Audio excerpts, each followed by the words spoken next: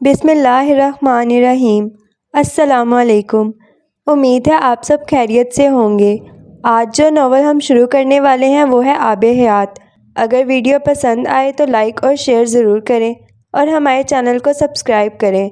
Bell icon press کرنا نہ بھولیں تاکہ ہماری نئی آنے والی ویڈیو سے آپ باخبر رہیں۔ آئیں شروع کرتے ہیں ناول۔ فجر کے وقت اسے ڈاکٹر سبتلی کا خیال آیا تھا اور خیال نہیں آیا تھا۔ وہ جیسے دیوانہ وار ان کی طرف لپکا تھا۔ وہ ایمرجنسی میں ٹکٹ حاصل کر کے اگلی رات ہی پاکستان دوڑا چلا آیا تھا۔ ڈاکٹر سبتلی سے ہمیشہ کی طرح ملے تھے، گرم جوشی سے لیکن حیرانی سے۔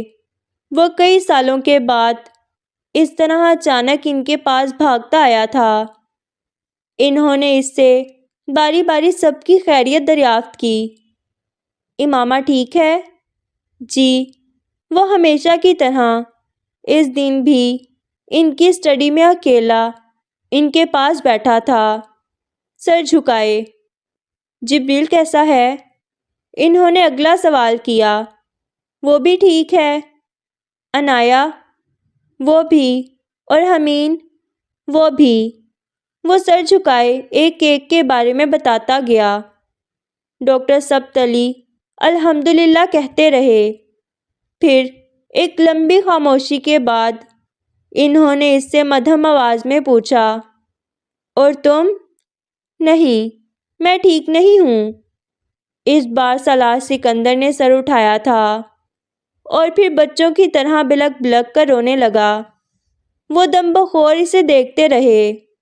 وہ پہلی بار ایسے ٹوٹ کر رویا تھا۔ مجھ سے ایک گناہ ہو گیا ہے ڈاکٹر صاحب، اس نے روتے ہوئے اپنا چہرہ دونوں ہاتھوں سے رگڑتے ہوئے کہا۔ ڈاکٹر صاحب نے کچھ نہیں کہا، وہ صرف اسے دیکھتے رہے تھے۔ چند لمحوں بعد انہوں نے کہا، مجھے مت بتانا۔ سالار نے حیران ہو کر ان کا چہرہ دیکھا۔ آپ کو بتانے کے لیے ہی آیا ہوں یہاں۔ میں تمہارا گناہ جان کر کیا کروں گا؟ اب روک سکتا نہیں تمہیں، پچھتاوا دیکھ چکا ہوں۔ بہتر ہے اپنے اور اللہ کے درمیان ہی رکھو اسے۔ جو پردہ ہے اسے پڑا رہنے دو۔ اللہ غفور الرحیم ہے، معاف کرنے کی قدرت رکھتا ہے اور معاف کرتا ہے اپنے بندوں کو۔ انہوں نے ہمیشہ کی طرح تحمل سے اسے سمجھایا تھا۔ میں بتاؤں گا نہیں تو میری گمراہی ختم نہیں ہوگی۔ آپ کو اندازہ نہیں ہے میں کتنی تاریکی میں کھڑا ہوں۔ اندھیرا ہے کہ بڑھتا ہی جا رہا ہے اور مجھے اس تاریکی سے خوف آنے لگا ہے۔ ڈاکٹر سبتلی نے اسے اس بے چارگی میں کبھی نہیں دیکھا تھا۔ ان کے پاس وہ جب کبھی آتا تھا کسی مشکل میں ہی ہوتا تھا۔ انہوں نے ایسی حالت میں اسے کبھی نہیں دیکھا تھا۔ میں نے سود والا رزق چن کر اللہ کی حد توڑی ہے اور مجھ پر ایک کے بعد ایک پریشانی آ رہی ہے۔ میری سمجھ میں نہیں آ رہا کہ میں کیا کروں۔ وہ ایک بار پھر رونے لگا تھا۔ وہ اعتراف جو ضمیر کرتا رہتا تھا، وہ آج پہلی بار کسی دوسرے انسان کے سامنے اپنی زبان سے کر رہا تھا۔ توبہ کر لو اور وہ رزق چھوڑ دو۔ انہوں نے بلا توقف بڑی سہولت سے کہا۔ توبہ آسان ہے مگر دلدل سے نکلنا آسان نہیں ہے میرے لیے۔ انہوں نے سالار کی بات کے جواب میں کہا، آسان تو کچھ بھی نہیں ہوتا دنیا میں، لیکن ممکن بنا لیا جاتا ہے۔ میں 37 سال کا ہوں۔ اپنی عمر کے 10 سال میں نے دنیا کے بہترین مالیاتی اداروں میں کام کیا ہے۔ سارا رزق سود سے کمایا ہے، وہ بھی جو میں نے اپنی ذات پر خرچ کیا، وہ بھی جو میں نے دوسروں پر خرچ کیا۔ جس رزق سے میں اپنی اولاد اور بیوی کی کفالت کر رہا ہوں وہ بھی سود ہے۔ لیکن میری سمجھ میں نہیں آ رہا میں اب کیا کروں۔ ڈاکٹر سبتلی نے اس کی بات کاٹ دی۔ اتنے سالوں بعد آپ کو اب یہ احساس کیوں ہوا کہ آپ کا رزق حلال نہیں حرام ہے؟ ان کا لہجہ اسے پہلی بار عجیب محسوس ہوا تھا، کیونکہ مجھے سکون نہیں ہے۔ زندگی میں کچھ نہ کچھ غلط ہوتا جا رہا ہے۔ مجھے لگتا ہے شاید میرا رزق میری آزمائشوں کی وجہ ہے، وہ بے بس انداز میں کہہ رہا تھا۔ آپ کو یاد ہے جب آپ میرے پاس امامہ کی بیماری کے دنوں میں آئے تھے اور کہتے تھے کہ آپ کے گھر میں بے سکونی کیوں ہے؟ امامہ آپ سے محبت کیوں نہیں کرتی؟ آپ نے اس کے لیے دنیا کی ہر نعمت کا انبار لگا دیا ہے، اس پر احسانوں کی حد کر دی ہے، پھر بھی وہ آپ سے التفات کیوں نہیں رکھتی؟ بے رخی کیوں برتتی ہے؟ ناشکری کیوں ہے؟ احسان کو کیوں نہیں مانتی؟ وہ ڈاکٹر سبتلی کا چہرہ دیکھنے لگا۔ میں نے آپ سے کہا تھا یہ سب اس کی وجہ سے نہیں ہو رہا، آپ کی وجہ سے ہو رہا ہے۔ اس بے سکونی کی جڑ آپ کے رزق میں ہے، وہ رزق وہاں سے آتا رہے گا، آپ کی زندگی ایسی ہی رہے گی۔ تب آپ یہ کہہ کر چلے گئے تھے کہ میں اب تو بینک میں کام نہیں کرتا، اب تو کسی اور ادارے میں کسی اور حیثیت سے کام کرتا ہوں، اور آپ نے یہ بھی کہا کہ میں ہمیشہ کی طرح امامہ کی حمایت کر رہا ہوں، اس کی کسی غلطی کو تسلیم نہیں کروں گا، ہر بات کا قصوروار آپ ہی کو قرار دوں گا۔ وہ اسی طرح دھیمے انداز میں کہہ رہے تھے۔ آپ نے تب بھی سوال کیا تھا اور جب آپ کو تسلیم نہیں کیا تھا میں نے آپ سے بحث نہیں کی تھی، کیونکہ آپ بہت پریشانی میں تھے اس وقت۔ میں آپ کو مزید پریشان نہیں کرنا چاہتا تھا، لیکن جو جواب میں نے تب آپ کو دیا تھا آج بھی وہی دے رہا ہوں، اور مجھے خوشی ہے آج آپ سوال کرنے میرے پاس نہیں آئے، حل ڈھونڈنے آئے ہیں۔ وہ مسکرائے اور چند لمحوں کے لیے خاموش ہوئے، پھر انہوں نے دوبارہ بات شروع کی۔ آپ جس کاروبار سے منسلک رہے وہ کروڑوں لوگوں کے گھروں اور زندگیوں میں بے سکونی اور تباہی لاتا ہے، پھر یہ کیسے ہوتا کہ وہ بے سکونی اور بے برکتی آپ کے دروازے پر دستک دینے نہ آتی؟ اللہ اپنی حدوں کو توڑنے والوں کو پسند نہیں کرتا، وہ مسلمان ہوں یا کافر۔ سالار نے نہ چاہتے ہوئے بھی انہیں ٹوک دیا۔ ڈاکٹر صاحب، مجھے اب امامہ سے کوئی شکایت نہیں ہے، وہ میری زندگی میں پریشانی اور بے سکونی کا باعث نہیں رہی، مجھے گھر کی طرف سے سکون ہے۔ اس بار ڈاکٹر صاحب نے اس کی بات کاٹ دی، کیونکہ امامہ کے لیے آپ کی التفات کا وہ عالم نہیں رہا جو اس وقت تھا۔ جب امامہ آپ کی زندگی میں شامل ہوئی تھی تب اللہ نے آپ کو اس کی بے التفاتی اور بے رخی کے ذریعے بے سکونی دی، کیونکہ اس سے زیادہ تکلیف آپ کو کوئی اور چیز نہیں پہنچا سکتی تھی۔ آج اللہ آپ کو اس چیز سے سب سے زیادہ تکلیف پہنچا رہا ہے جو آج آپ کے لیے سب سے اہم ہے۔ وہ گنگ رہ گیا تھا۔ بات درست تھی۔ ڈاکٹر صاحب ہمیشہ کی طرح اس کے عیبوں پر پردہ ڈالنے کی کوشش میں اس کے دل میں چھپے چور کو عیاں کرتے جا رہے تھے۔ آپ نے وقتی طور پر بینک کی نوکری چھوڑی، بلا واسطہ سود کے کاروبار سے منسلک ہونے کے بجائے کچھ عرصے کے بعد بالواسطہ سود کے کاروبار سے منسلک ہو گئے۔ سالار سکندر، مجھ سے زیادہ اچھی طرح آپ کو پتہ ہے کہ حل کیا ہے، مگر مشکل یہ ہے کہ اس حل کی طرف جانے پر آپ کا دل آمادہ نہیں ہے اور کبھی ہوگا بھی نہیں۔ آپ ٹھیک کہتے ہیں، آپ نے جو کچھ بھی کہا ہے وہ ٹھیک ہے، لیکن میری سمجھ میں واقعی نہیں آ رہا کہ میں کیا کروں۔ اس نے ڈاکٹر صاحب کی ہر بات کو تسلیم کیا تھا۔ میں نے پچھلے سال امریکہ میں ایک گھر مورٹگیج کیا ہے۔ اس سال امامہ کی سالگرہ پر میں اس کو وہ گھر دینا چاہتا تھا۔ 5 بیڈ روم کا گھر ہے، پرائیویٹ بیچ کے ساتھ، ساحل سمندر پر، بہت مہنگا۔ مجھے اگلے کئی سال اس کا مورٹگیج ادا کرتے رہنا ہے۔ اب میرے 3 بچے ہیں، ایک اسکول جا رہا ہے، 2 چند سالوں میں اسکول جانے لگیں گے۔ مجھے ان کو بہترین اسکولز میں پڑھانا ہے، بہترین تعلیم دلوانی ہے، بہترین یونیورسٹیز میں بھیجنا ہے، بالکل اسی طرح جیسے میرے باپ نے کیا۔ اور اس سب کے لیے مجھے پیسہ چاہیے۔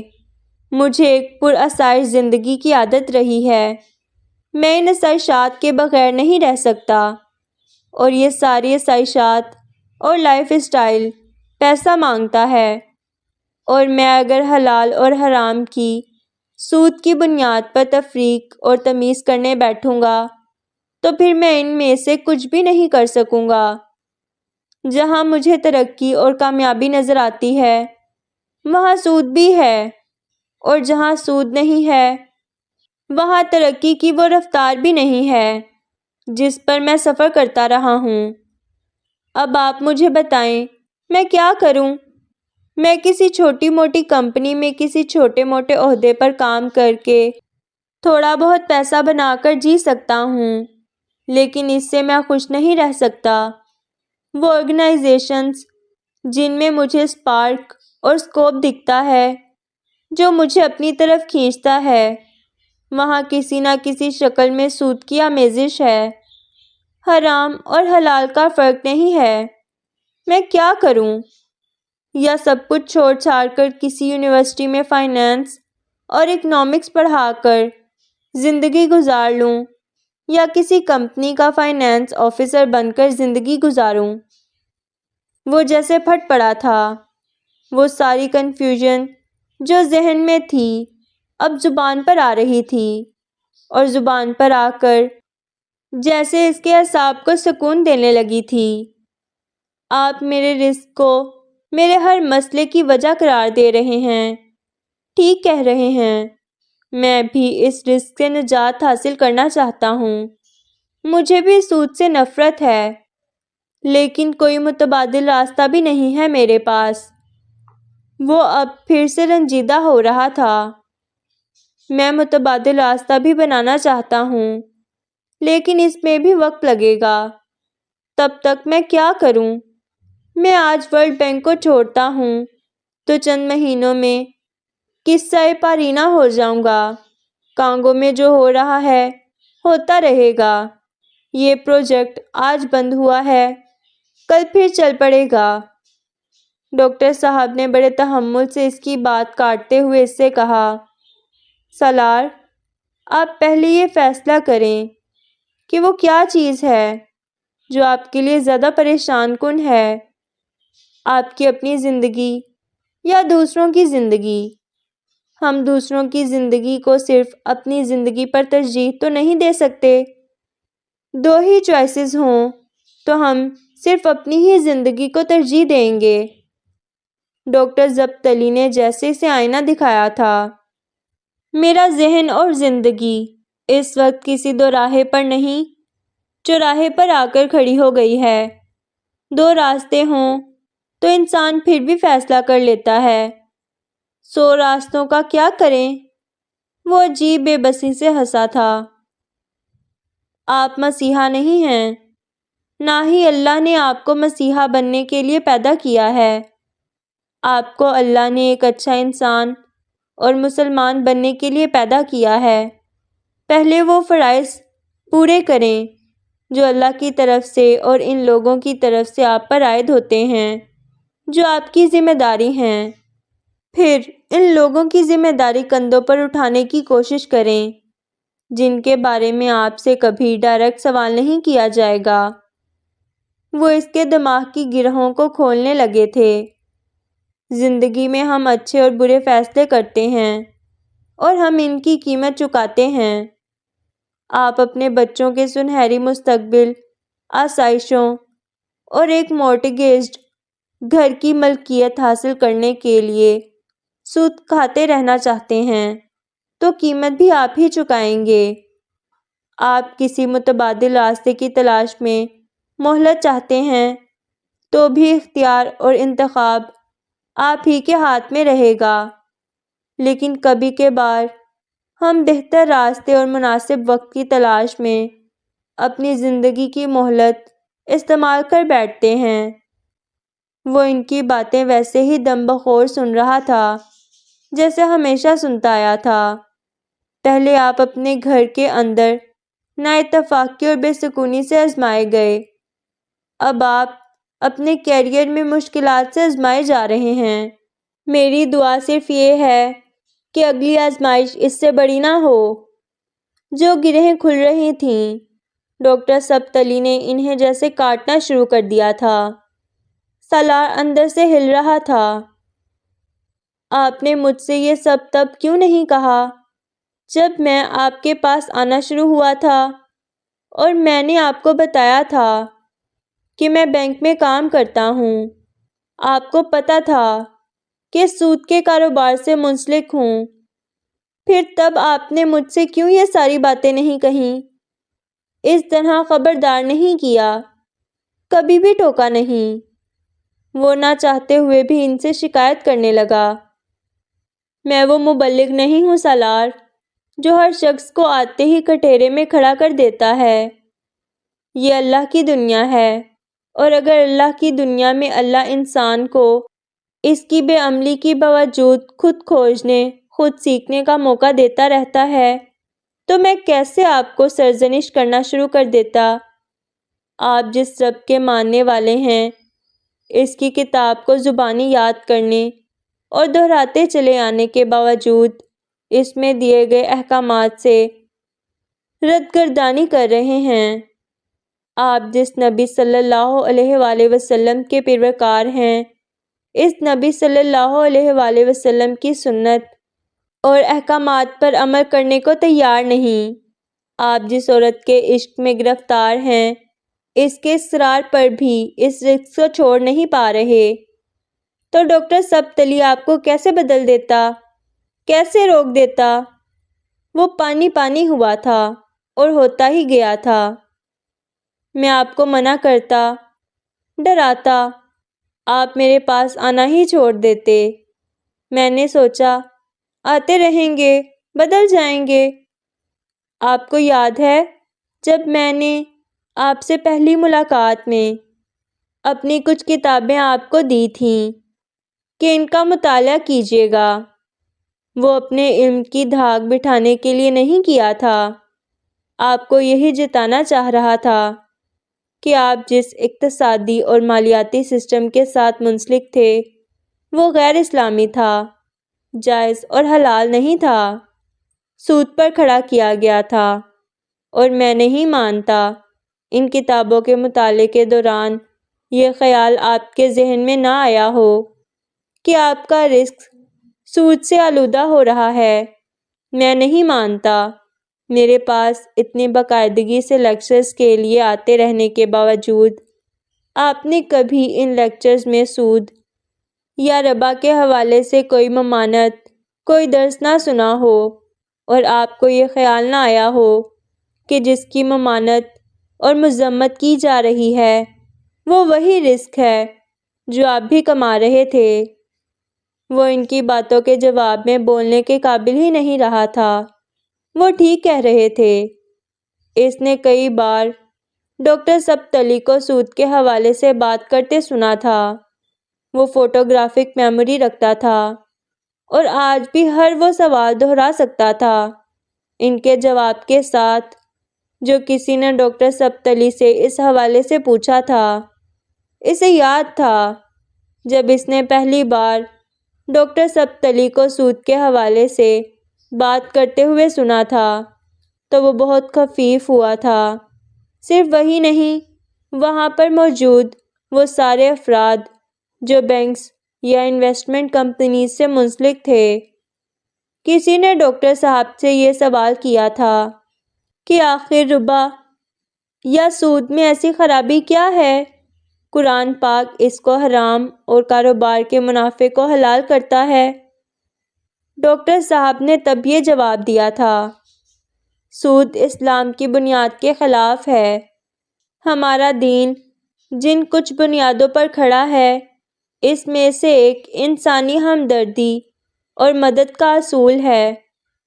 اگر مسلمان ایک دوسرے کے بھائی اور مددگار ہیں تو یہ کیسے ممکن ہے کہ وہ ضرورت کے لیے اپنے مسلمان بھائی کو دی جانے والی رقم کو منافع کے ساتھ مشروط کر دے؟ ہمارا دین اللہ تعالیٰ کی برتری کے علاوہ دنیا میں کسی اور سے ویسی عقیدت اور پرستش کے خلاف ہے۔ روپیہ صرف دنیاوی زندگی کو چلانے کا ذریعہ ہے۔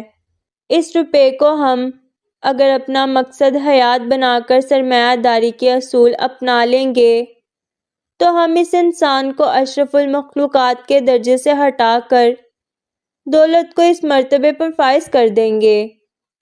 اگر قرآن میں اللہ تعالیٰ کا فرمان ہے کہ سود کا کاروبار کرنے والا اللہ اور اس کے نبی صلی اللہ علیہ وآلہ وسلم سے جنگ کر رہا ہے، تو دولت کا بت بنا کر انسانوں کی ضرورتوں اور مجبوریوں کو استعمال کرتے ہوئے ان کا استحصال کرنا دنیا میں اللہ کے اس نظام کو چیلنج کرنے کے برابر ہی ہے، جس میں اللہ انسان کو ایک دوسرے کی فی سبیل اللہ مدد کرنے کا حکم دیتا ہے۔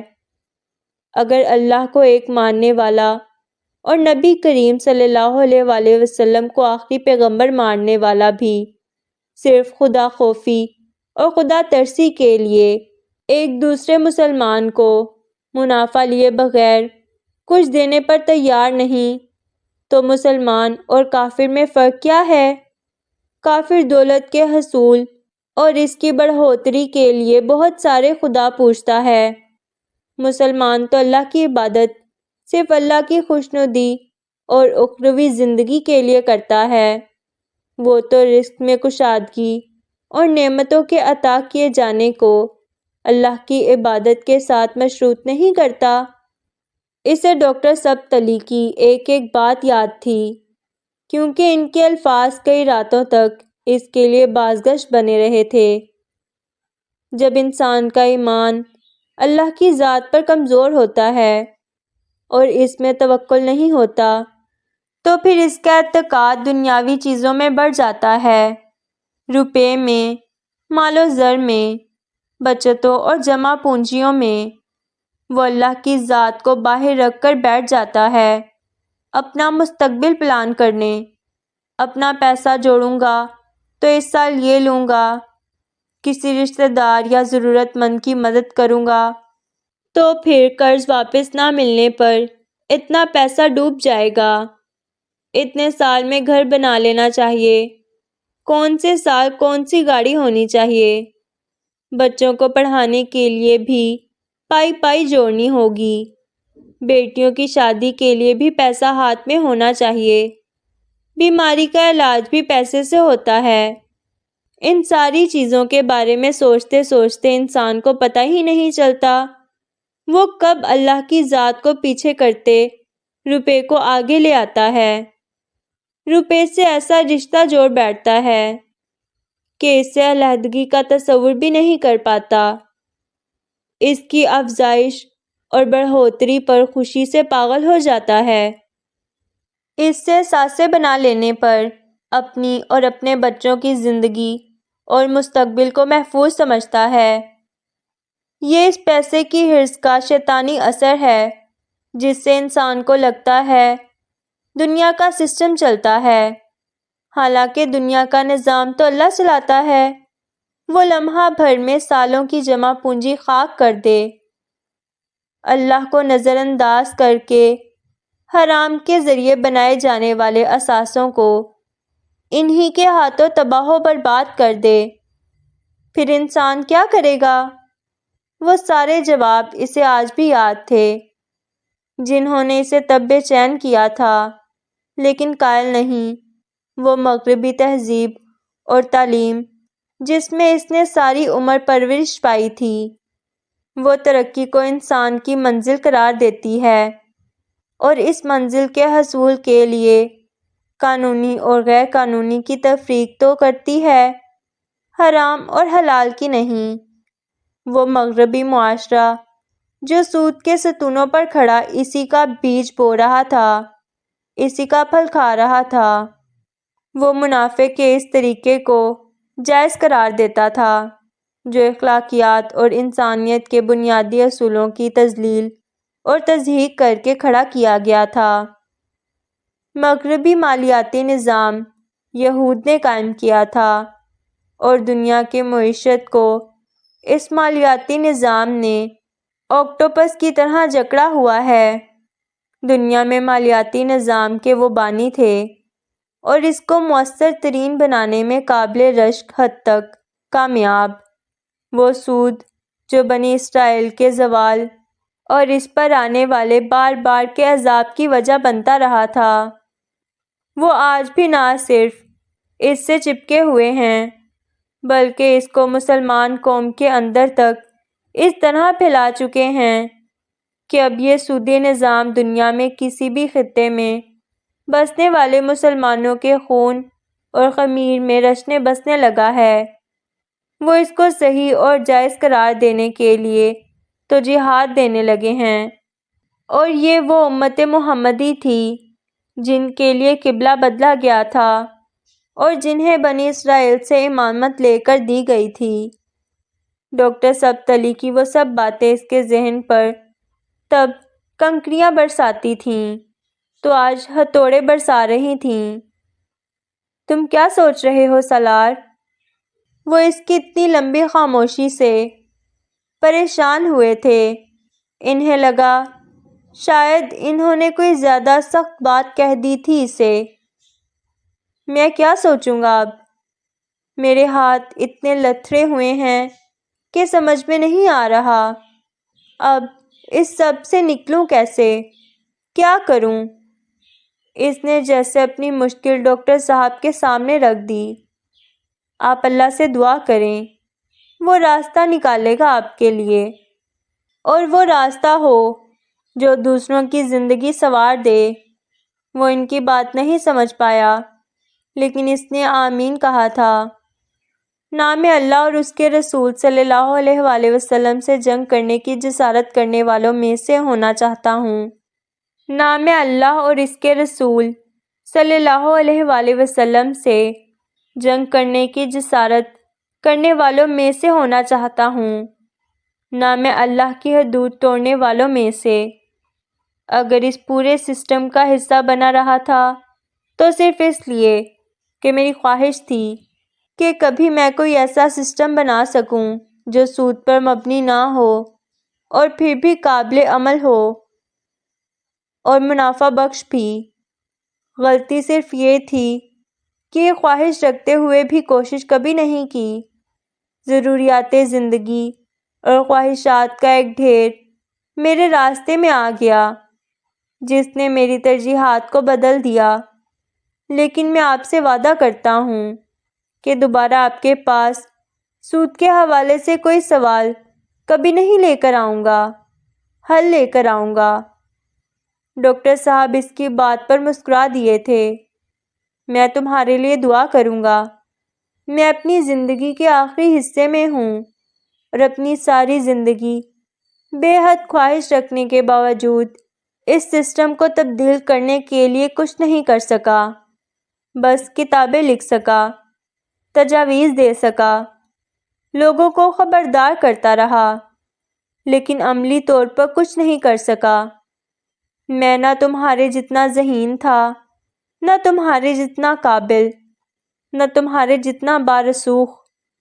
تم شاید وہ کام کر جاؤ جس کے بارے میں ہم خواب دیکھتے، سوچتے اور باتیں کرتے مرے جا رہے ہیں۔ ڈاکٹر صاحب اب رنجیدہ ہو رہے تھے۔ سود پر مبنی یہ مغربی مالیاتی نظام اس لیے طاقتور ہے کیونکہ اس کو چلانے والے تمہارے جیسے ذہین لوگ ہیں جو اپنی ذہانت کو دنیاوی آسائشات کی خاطر انہیں ہی دیے جا رہے ہیں۔ جس دن تمہارے جیسی ذہانت اور قابلیت رکھنے والے لوگ ان کے ساتھ کھڑے ہونے کے بجائے ان کے خلاف کھڑے ہونا شروع ہو جائیں گے تو مغرب کا مالیاتی نظام گر جائے گا، صرف اس لیے کہ وہ استحصالی اور سامراجی ہے اور طاقتور کی بقا کے اصول پر قائم کیا گیا ہے۔ جو طاقتور اور پیسے والا ہے وہ کمزور اور خالی جیب والے کو جس طرح چاہے ایکسپلائٹ کرے۔ مجھے افسوس ہوتا ہے تو صرف اس لیے ہوتا ہے کہ حافظ قرآن اور صاحب حیثیت ہو کر وہ کام کرتے آ رہے ہو جو کوئی مجبور ضرورتاً کرتے ہوئے بھی شاید 2 بار سوچتا ہے۔ وہ سر جھکائے اپنی ہتھیلیاں دیکھتا گمسم بیٹھا رہا۔ اس کے پاس کہنے کے لیے کچھ نہیں تھا۔ آپ مجھے بتائیں میں کیا کروں؟ یہ عہدہ نہ لوں؟ جاب چھوڑ دوں؟ اس نے بہت دیر بعد ان سے بس ایک سوال کیا۔ تم اس ذہانت کا استعمال کر کے فیصلہ کرو جو اللہ نے تمہیں عطا فرمائی ہے۔ اللہ سے پوچھو، وہ تمہارے لیے فیصلہ کرے۔ انہوں نے فیصلہ ایک بار پھر اس پر چھوڑا تھا۔ وہ نم آنکھوں کے ساتھ ہنسا۔ کوئی بھی اس کے لیے اب فیصلہ نہیں کر رہا تھا۔ ہر ایک کو اس کی ذہانت پر مان تھا جو اس کے اپنے لیے گمان ثابت ہوئی تھی۔ اللہ انسان پر بہت مہربان ہے سالار۔ گناہ پر یہ نہیں کہتا کہ توبہ کا موقع نہیں دوں گا، بار بار توبہ کا موقع دیتا ہے، اپنی طرف پلٹ آنے کا موقع دیتا ہے۔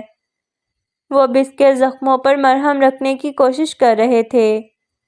زندگی میں جب انسان کو ہدایت مل جائے وہ یہ نہ دیکھے کہ کیا کر چکا ہے، بس وہاں سے راستہ بدل لے۔ وہ چپ چاپ ان کی باتیں سنتا رہا تھا۔ وہ نرم گفتار جس کے لیے وہ مشہور تھے اور جو وہ سالوں سے سنتا چلا رہا تھا، پر آج پتہ نہیں کیوں دل یہ ماننے کو تیار نہیں ہو رہا تھا کہ اس کی توبہ قبول ہو جائے گی اور اتنے آرام اور آسانی سے ہو جائے گی۔ اس بات پر ایمان رکھنے کے باوجود کہ اللہ انسانوں کو معاف کرتا ہے اور اپنے بندوں کے لیے بہت رحیم ہے، کہیں نہ کہیں اس کے اندر یہ احساس بہت شدید تھا کہ اس نے اللہ کو خفا کیا ہے۔ کس حد تک کیا ہے یہ نہیں پتہ چل رہا تھا۔ وہ حافظ قرآن تھا، الہامی کتاب کو اپنے ذہن میں محفوظ کیے۔ اتنا الہام تو اسے بھی ہو سکتا تھا کہ اس کتاب کا خالق اس سے خوش تھا یا اس سے خفا۔ اتنا تعلق اور رابطہ تو تھا اس کا اللہ سے کہ یہ جان لے کہ وہ اس سے خوش نہیں، دیر سے ہی صحیح، مگر اس کی روح کے اندر موجود پیمانہ اپنے خالی ہونے کا احساس دلانے لگا تھا جو اللہ کی محبت ہی سے بھرتا تھا، اس کی خوشنودی ہی سے چھلکتا تھا۔ وہ ڈاکٹر سبت علی کے گھر سے انہی قدموں پر واپس پلٹ آیا تھا۔ اس سے اب اس گناہ کا کفارہ ادا کرنا تھا جسے ایک لمبے عرصے سے گناہ نہیں صرف ضرورت مانتا رہا تھا۔ ایک نیا اسلامی مالیاتی نظام بنانے کا وہ عزم جو ورلڈ بینک ہیڈ کوارٹرز میں دی جانے والی ذلت کے احساس نے جنم دیا تھا، وہ پہلے سے زیادہ پختہ ہو گیا تھا۔ اس کا کفارہ اس کے علاوہ اور کوئی چیز نہیں ہو سکتی تھی۔ واشنگٹن میں ورلڈ بینک ہیڈ کوارٹرز میں اس کے آفر قبول کرنے کے فیصلے پر خوشی کے شادیانے بجائے گئے تھے۔ وہ پرزہ جو انہیں اس وقت اپنی بقا کے لیے چاہیے تھا انہیں مل گیا تھا۔ سالار سکندر نے بڑے بھاری دل کے ساتھ اس کانٹریکٹ پر سائن کیے تھے۔ اب وہ ترقی نہیں لگ رہی تھی، دلدل کی ایک اور گہرائی لگ رہی تھی جس میں سے نکلنے کے لیے اسے پہلے سے زیادہ ہاتھ پاؤں مارنے تھے۔ ہمین بہت خوش قسمت ثابت ہوا ہے تمہارے لیے، سکندر عثمان نے اسے فون پر مبارکباد دیتے ہوئے کہا تھا۔ وہ صرف گہرا سانس لے کر رہ گیا۔ وہ ٹھیک ہے نا؟ سکندر عثمان نے ہمین کے بارے میں اس سے پوچھا۔ وہ اس دن امامہ سے بات نہیں کر سکے تھے۔ قبل از وقت پیدائش کی وجہ سے وہ ان کی بیوی روز ہی اس کے بارے میں دریافت کرتے تھے۔ ہاں وہ بالکل ٹھیک ہے، سٹیبل ہے، اس نے انہیں بتایا اور تبھی سکندر عثمان کو اسکول کا کوئی چوکیدار یاد آیا تھا جو ان سے کچھ رقم ادھار لینے آیا تھا۔ کہہ رہا تھا سود پر کوئی رقم لی تھی اس کے ماں باپ نے اس کی بہنوں کی شادی کے لیے، اور وہ ابھی تک سود اتار رہا ہے۔ اب شاید کوئی اور مسئلہ آن پڑا ہے اسے۔ سکندر عثمان اسے بتا رہے تھے اور سالار کو لگا کسی نے اس کے گلے کی رسی میں ایک گرہ اور ڈال دی تھی۔ بعض دفعہ جب اللہ کوئی چیز منہ پر مار کر تنبیہ کرنا چاہتا ہے تو پھر ہر جگہ سے وہی بات بار بار بازگشت کی طرح واپس آتی رہتی ہے۔ اس کے پی ایچ ڈی کے لیے امریکہ چلے جانے کے بعد سکندر عثمان ہی گاؤں کے اس اسکول کو دیکھتے رہے تھے۔ وہی ہفتے میں ایک بار وہاں جاتے اور اسکول کی انتظامیہ اور ملازمین کے معاملات دیکھتے۔ سالار اب صرف نام کی حد تک اسکول کے معاملات میں انوالو تھا۔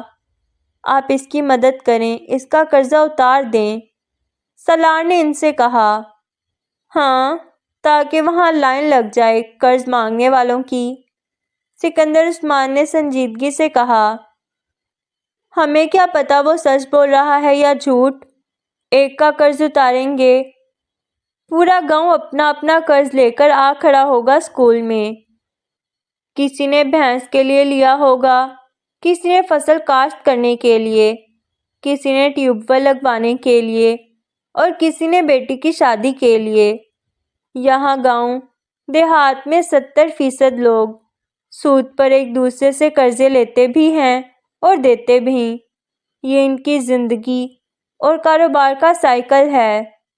تم یا میں اسے روک سکتے ہیں، نہ بدل سکتے ہیں۔ ایک دفعہ تم غلام فرید کا قرض اتار دو گے، اگلی بار ضرورت پڑنے پر وہ پھر کسی نہ کسی سے قرض لے گا اور اسی طرح سود پر۔ وہاں کوئی کسی کو اس کے بغیر رقم ادھار نہیں دیتا، اور وہاں ادھار اور قرض کے بغیر لوگوں کا کام نہیں چلتا۔ اس لیے بہتر ہے تم اور میں ان چیزوں میں نہ پڑیں۔ سکندر عثمان نے جو توجیہ دی تھی وہ بھی غلط نہیں تھی، مگر وہ یہ بات سن کر دنگ ضرور رہ گیا تھا کہ وہ وبا کہاں کہاں ناسور کی طرح پھیلی ہوئی تھی۔ سکندر عثمان کو اندازہ تھا، اسے اندازہ نہیں ہوا تھا، گاؤں میں اتنا آتے جاتے رہنے کے باوجود، اور اب وہ اس جہاز پر تھا جو کنشاسا جا رہا تھا، اور اپنی پوری زندگی کو اپنی نظروں کے سامنے کسی فلم کی طرح چلتے دیکھتے ہوئے۔ جو لوگ سود کھاتے ہیں وہ بس اس شخص کی طرح اٹھیں گے جیسے شیطان نے چھو کر حواس باختہ کیا ہو۔ اس کی وجہ یہ ہے کہ وہ کہتے ہیں تجارت بھی تو سود ہی ہے، حالانکہ اللہ نے تجارت کو حلال اور سود کو حرام قرار دیا ہے۔ اس نے ایک بار قرآن پاک میں سورہ بقرہ میں پڑھا تھا۔ دوسرا جملہ تو اس کی سمجھ میں آ گیا تھا، لیکن پہلا جملہ وہ نہیں سمجھ سکا۔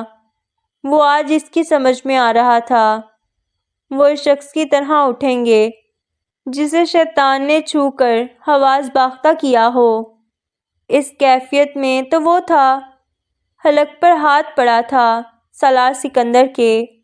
جہاز پر کنشاسا کے اس سفر میں اس نے یہ طے کیا تھا کہ وہ اپنی نوکری سے کمائے جانے والے پیسے سے اپنے خاندان کی کفالت نہیں کرے گا۔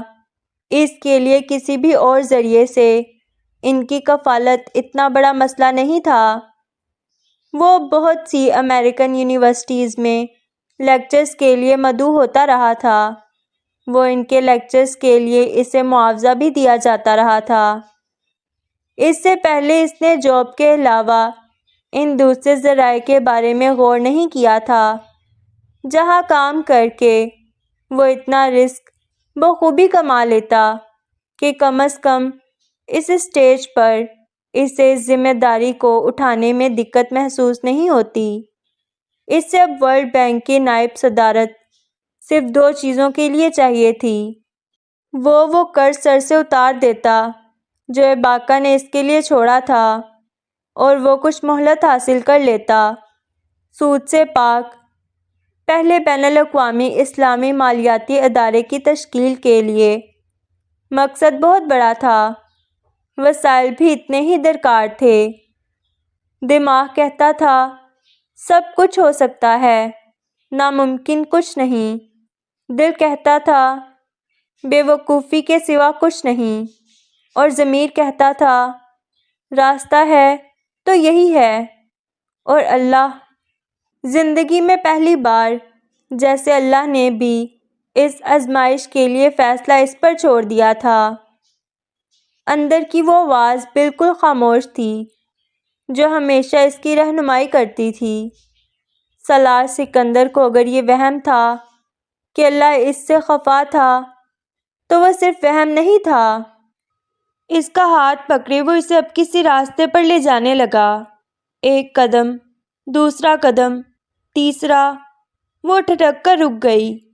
وہ ایک جھیل تھی، چھوٹی سی جھیل جس کے کنارے پر وہ تھے، ہلکی نیلی رنگت کے شفاف پانی کی ایک جھیل جس کے پانی میں وہ رنگ برنگی مچھلیاں تیرتے ہوئے دیکھ سکتی تھی،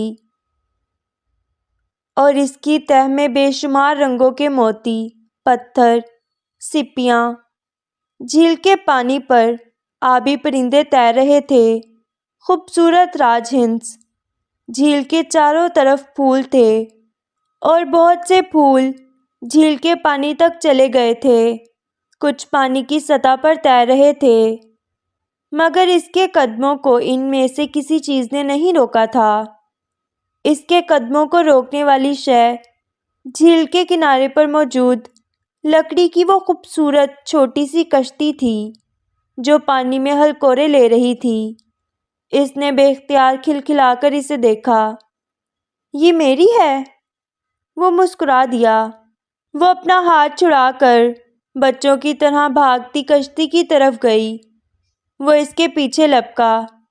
اس کے قریب پہنچنے پر کشتی پانی سے کچھ باہر آ گئی۔ وہ بڑی آسانی سے اس میں سوار ہو گئی۔ اسے لگا وہ کشتی سندل کی لکڑی سے بنی تھی، خوشبودار سندل سے۔ وہ اس کے ساتھ آ کر بیٹھ گیا۔ ہوا کا ایک تیز جھونکا کشتی کو پانی میں لے گیا۔ دونوں بے اختیار ہنسے۔ کشتی اب جھیل کے دوسرے کنارے کی طرف سفر کر رہی تھی۔ اس نے جھک کر پانی میں تیرتا کنول کا پھول پکڑ لیا، پھر اسی احتیاط کے ساتھ اسے چھوڑ دیا۔ اس نے دوسری طرف جھک کر اپنے دونوں ہاتھوں کے پیالے میں جھیل کا پانی ایک چھوٹی سی رنگین مچھلی سمیت لیا اور اس کے سامنے کر دیا۔ اس کے ہاتھوں کے پیالے میں حرکت کرتی مچھلی کو دیکھ کر وہ ہنسی۔ پھر اس نے اس مچھلی کو ہاتھ سے پکڑا اور پانی میں اچھال دیا۔ وہ دونوں جھک کر اسے دیکھتے رہے۔ پانی پر تیرتا ایک ہنس کشتی کے پاس آ گیا، پھر دوسرا، پھر تیسرا۔ وہ کشتی کے گرد اب جیسے ایک دائرہ سا بنا کر تیر رہے تھے، یوں جیسے ان کا استقبال کر رہے تھے۔ وہ پاس سے تیر کر گزرتے، ہر ہنس کو وہ اپنے ہاتھوں سے چھوتی، کھلکھلا رہی تھی۔ پھر ایک دم اس نے جھیل کے پانی پر کنول کے پھولوں کی قطاروں کو حرکت کرتے دیکھا۔ وہ جھیل کے پانی پر تیرتے اب رقص کر رہے تھے، ادھر سے ادھر جاتے، خوبصورت شکلیں بناتے، پاس آتے، دور جاتے، پھر پاس آتے، یوں جیسے وہ یکدم ہنسوں کی طرح زندہ ہو گئے تھے۔ جھیل کے نیلے پانی پر وہ سفید کنول اپنے سبز خوبصورت پتوں کے ساتھ ہونے والی مسلسل حرکت سے پانی میں ارتعاش پیدا کر رہے تھے۔ وہ بے خود ہو رہی تھی یا بے اختیار، وہ بھی سمجھ نہیں پا رہی تھی۔ سمجھنا اب ضروری تھا بھی نہیں۔ جھیل کے نیلے پانی پر رقص کرتے لاتعداد خوبصورت پھولوں کے بیچ اس نے یکدم کسی عکس کو نمودار ہوتے دیکھا۔ کشتی میں بیٹھے بیٹھے وہ چونک کر مڑی اور پھر وہ بے اختیار کھڑی ہو گئی۔ کشتی دوسرے کنارے کے پاس آ گئی تھی اور وہاں کچھ تھا۔ امامہ ہڑبڑا کر اٹھی تھی گہری نیند سے۔ اس نے اپنی کلائی پر کسی کا لمس محسوس کیا۔ خواب آور دوا کے زیر اثر اسے ایک لمحے کے لیے کمرے کی مدھم روشنی میں یوں لگا وہ ایک خواب سے کسی دوسرے خواب میں آئی تھی۔ سالار اس کے بستر کے قریب کرسی پر بیٹھا تھا، بے حد قریب۔ بستر پر دھرا اس کا ہاتھ اپنے ہاتھوں میں لیے۔ پتہ نہیں نیند ٹوٹی تھی یا خواب، یا پھر وہ لمس تھا جو اسے خواب سے حقیقت میں لے آیا تھا۔ لیکن وہ خواب آور دوا کے زیر اثر ہوتے ہوئے بھی یکدم اپنا ہاتھ اس کے ہاتھوں سے کھینچتے ہوئے کوہنیوں کے بل اٹھ کر بیٹھنے لگی تھی۔ سالار نے اسے روکا۔ اٹھو مت، تم واقعی آ گئے ہو؟ امامہ کو اب بھی جیسے یقین نہیں آیا تھا۔ وہ دھیرے سے ہنسا۔ تمہیں بتایا تو تھا کہ آ جاؤں گا، یہ تو نہیں بتایا تھا کہ کب آؤ گے، اور تم نے مجھے جگایا کیوں نہیں؟ بس میں نے سوچا تمہاری نیند خراب ہوگی۔ وہ مدھم آواز میں بات کر رہا تھا۔ دوسرے بستر پر جبریل اور عنایا تھے جو گہری نیند میں تھے، اور صوفے پر ہیڈی تھی جو کچھ دیر پہلے سالار کے آنے پر دروازہ کھلنے کی آواز سے جاگ گئی تھی اور سالار کے ساتھ کچھ خیر مقدمی جملوں کے تبادلے کے بعد وہ کمرے سے چلی گئی تھی۔ وہ رات کے پچھلے پہر کنشاسا پہنچا تھا اور ایئرپورٹ پر رکے بغیر وہاں آ گیا تھا۔ شہر میں حالات اب نارمل ہو رہے تھے۔ فوج اور حکومت امن بحال کرنے میں کامیاب ہو رہے تھے۔ تمہیں کیا ہوا ہے؟ امامہ نے سالار کے چہرے کو پہلی بار غور سے دیکھا۔ اس کی آنکھوں کے گرد گہرے سیاہ حلقے اور آنکھیں سرخ اور یوں سوجی ہوئی تھیں، یوں جیسے وہ کئی راتوں سے سویا نہ ہو۔ کچھ نہیں، بس اتنے دن گھر سے دور رہا تو شاید اسی لیے پھر۔ سالار نے اس سے آنکھیں ملائے بغیر کہا۔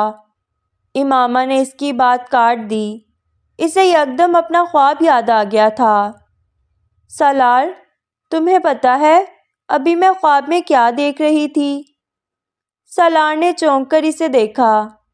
کیا؟ میں نے خواب میں ایک گھر دیکھا، جھیل کنارے، جہاں تم مجھے لے کر جا رہے تھے، ایک کشتی میں بٹھا کر۔ وہ دم بخور رہ گیا۔ جو گھر اس نے امریکہ میں اس کے لیے مورٹگیج کیا تھا وہ سمندر کے ایک جھیل نما ٹکڑے کے کنارے تھا۔ اس نے ابھی تک امامہ کو اس گھر کے بارے میں نہیں بتایا تھا۔ وہ اسے سرپرائز دینا چاہتا تھا اس کی اگلی سالگرہ پر، لیکن اب وہ بیٹھے بٹھائے اسے جھیل کنارے ایک گھر کا قصہ سنا رہی تھی۔ جس جھیل کے کنارے وہ گھر تھا وہ جھیل بے پناہ خوبصورت تھی۔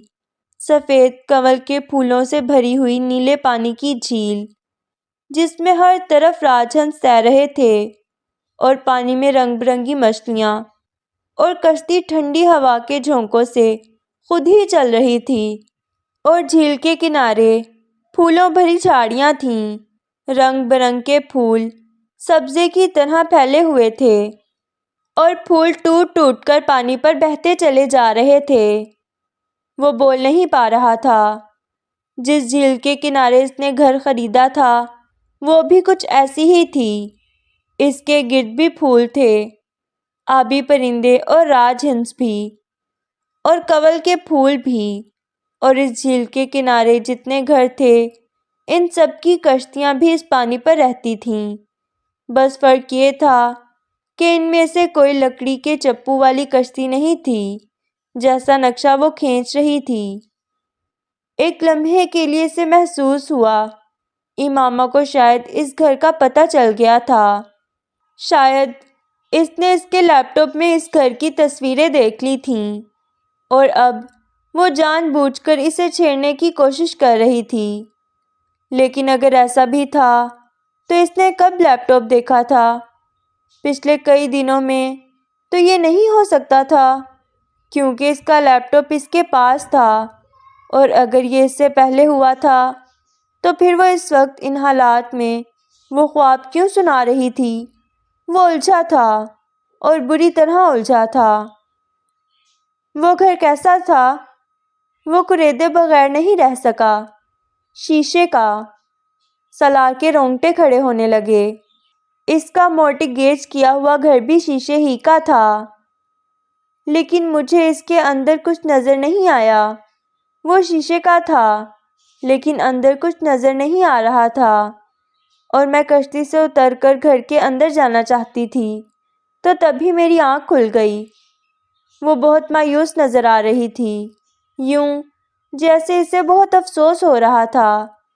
سالار پلکیں جھپکائے بغیر صرف اس کا چہرہ دیکھ رہا تھا، لیکن وہ گھر ویسا گھر تھا جیسا میں ہمیشہ بنانا چاہتی تھی، جیسا میں اپنے اسکیچز میں اسکیچ کرتی رہی تھی۔ وہی جھیل، وہی سبزہ، وہ شیشے کا گھر اور ہر طرف پھول، وہ جیسے ابھی تک کسی خمار میں تھی۔ سالار بھی گنگ تھا۔ اس نے بھی اس گھر کو مورٹگیج کرتے ہوئے وہی ساری چیزیں ڈھونڈی تھیں جو وہ اپنے اسکیچ میں ڈیزائن کرتی رہتی تھی۔ اس کی سمجھ میں نہیں آیا وہ امامہ سے کیا کہے۔ اگر وہ کھیل تھا تو وہ بہترین کھیل رہی تھی، اور اگر وہ کھیل نہیں تھا تو اس کے دماغ کی چولیں ہل گئی تھیں۔ تم نے کبھی زندگی میں کوئی جھیل دیکھی ہے ایسی جیسی میں تمہیں بتا رہی ہوں؟ سوال اچانک آیا تھا اور عجیب و غریب تھا۔ میں نے، وہ چونکا۔ میں نے، اس نے ذہن پر زور دیا، اور پھر ایک دھماکے کے ساتھ اسے یاد آیا تھا کہ اس نے وہ جھیل خواب میں دیکھی تھی۔ اس رات جب وہ امامہ کو گھر لے کر آیا تھا تو اس نے خواب میں خود کو کسی حسین اور خوبصورت وادی میں امامہ کے انتظار میں پایا تھا، اور پھر امامہ آ گئی تھی، اور پھر اس وادی کی خوبصورتی سے لطف اندوز ہوتے ہوئے وہ اسے اس وادی سے ایک جھیل اور کشتی تک لے گیا تھا۔ اس جھیل کا نقشہ ویسا ہی تھا جیسا وہ بتا رہی تھی، پھول، سبزہ، نیلا پانی، راج ہنس، کنول کے پھول اور لکڑی کی چپوں والی سندلین کشتی۔ سالار کے جسم میں کپکپاہٹ ہونے لگی تھی۔ وہ اگر پزل تھا تو اس کے دو ٹکڑے عجیب انداز میں جڑے تھے۔ تم نے یہ کیوں پوچھا کہ میں نے خواب میں کبھی کوئی جھیل دیکھی ہے؟ اس نے سرسراتی آواز میں امامہ سے کہا۔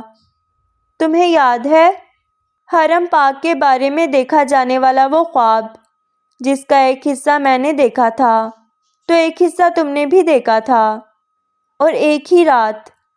وہ اسے عجیب چیزیں یاد دلانے بیٹھ گئی تھی۔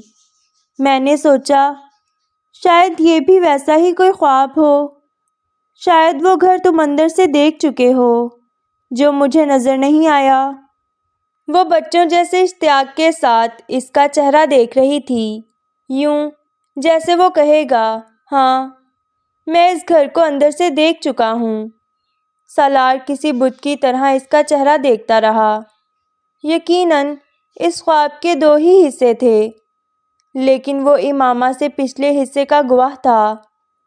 وہ اس وادی کو دیکھ چکا تھا جہاں وہ جھیل تھی، پر اس جھیل کو اس نے دور سے دیکھا تھا، کنارے سے، جسے امامہ نے پار کیا تھا، اور جھیل کے پار جو گھر تھا اس تک وہ دونوں ہی نہیں پہنچے تھے۔ اس نے گھر کی جھلک بھی نہیں دیکھی تھی۔ امامہ نے جھلک دیکھی تھی پر اندر نہیں جھانک پائی تھی۔ وہ خواب دونوں نے پہلے والے خواب کی طرح ایک رات میں نہیں دیکھا تھا۔ سالار نے وہ رخصتی کی پہلی رات امامہ کو گھر لانے پر، اور امامہ نے تقریباً 6 سال بعد اس طرح کیوں دیکھ رہے ہو؟ امامہ کو اس کی نظریں بے حد عجیب لگیں۔ اس نے امامہ سے نظریں ہٹا لیں۔ وہ اسے یہ نہیں بتا سکا کہ وہ کنشاسا آنے سے پہلے ڈاکٹر سبتلی سے مل کر واشنگٹن آنے کے بعد اس گھر کی مورٹگیج کینسل کروا چکا تھا۔ امامہ کے خوابوں کا گھر اس کے ہاتھ سے جا چکا تھا۔ ایک لمحے کے لیے، بس ایک لمحے کے لیے اسے عجیب پچھتاوا اور رنج ہوا اس مورٹگیج کی کینسلیشن پر۔ ایک لمحے کے لیے اسے یہ خیال بھی آیا تھا کہ وہ اس گھر کو واپس حاصل کر لے، فوری طور پر امریکہ بات کر کے۔ وہ اس وقت جس پوزیشن میں تھا یہ کر سکتا تھا، مگر دوسرے ہی لمحے اس نے اپنے ذہن کو جھٹکا تھا۔ یہ صرف CIA نہیں تھی جو اس کے لیے جال بچھا رہی تھی، شیطان بھی وہیں تھا، اس کے بندوں کو اپنے بندوں میں بدلنے کے لیے کمر بستہ۔ حمین کیسا ہے؟ وہ یکدم بات وہیں کی وہیں چھوڑ کر حمین کے انکیوبیٹر کی طرف آیا تھا۔ شیطان نے افسوس سے ہاتھ ملے۔ وہ بات چھوڑ کر کیسے اٹھ کھڑا ہوا تھا؟ وہ برق کی طرح آیا تھا اور پل بھر میں غائب ہوا۔ بس وسوسہ اور وہم ڈالنا تھا، وہ ڈال گیا تھا۔ بالکل ٹھیک ہے، دیکھو سو رہا ہے، امامہ نے وہیں تکیے سے ٹیک لگائے کہا۔ سالار نے انکیوبیٹر کو کھول کر پہلی بار محمد حمین کو گود میں لیا تھا۔ ساری میڈیکل احتیاطوں کی نفی کرتے ہوئے اس نے نم آنکھوں کے ساتھ اسے جھکے جھکے سینے سے لگایا اور چوما۔ وہ کمزور بچہ باپ کے لمس پر کسمسایا۔ پھر اس نے اپنی آنکھیں کھولیں، سیاہ موٹی گول آنکھیں جو اس نحیف و نزار وجود پر عجیب و غریب لگ رہی تھیں۔ اس نے آنکھیں کھولتے ہی باپ کو دیکھا تھا۔ پلکیں جھپکائے بغیر وہ اسے دیکھتا رہا۔ سالار بھی ہونٹوں پر مسکراہٹ لیے اسے دیکھتا رہا۔ پھر اس کے ماتھے پر چند بل آئے تھے، ناک اوپر چڑھی، اور پھر محمد حمین نے پوری قوت سے گلا پھاڑ کر رونا شروع کر دیا تھا۔ اس کی آواز اتنی باریک اور اتنی تیز تھی کہ چند لمحوں کے لیے سالار ہکا بکا رہ گیا تھا کہ اس کے ننھے وجود کے اندر اس طرح گلا پھاڑ کر رونے کے لیے جان کہاں سے آئی تھی۔ جبریل اور عنایا اس کی آواز پر بے اختیار ہڑبڑا کر اٹھے تھے۔ حمین جب بھی روتا تھا اسی طرح اچانک اور اسی والیوم پر روتا تھا۔ ہیڈی یکدم اندر آ گئی تھی۔ سالار حمین کو واپس انکیوبیٹر میں رکھنے کی جدوجہد میں مصروف تھا، لیکن وہ ایک ہفتے کا بچہ ایک بار انکیوبیٹر سے نکلنے کے بعد دوبارہ اندر نہ جانے کے لیے جس حد تک جدوجہد کر سکتا تھا کر رہا تھا۔ اس کا اگر بس چلتا تو اپنے ہاتھوں کی پشت، سینے، ناک اور جسم کے ہر حصے پر لگی نالیوں اور تاروں کو کھینچ کر اتار دیتا۔ وہ ان میں سے کسی چیز کو تو نہیں اتار سکا، مگر وہ ہلکا سا ڈائپر اس کے جسم کے مسلسل جھٹکوں سے یکدم کھل گیا تھا جو صرف رسماً ہی اسے باندھا گیا تھا۔ ڈائپر کے علاوہ حمین کے جسم پر جگہ جگہ لگائی تاروں اور نالیوں کے علاوہ اور کچھ نہیں تھا۔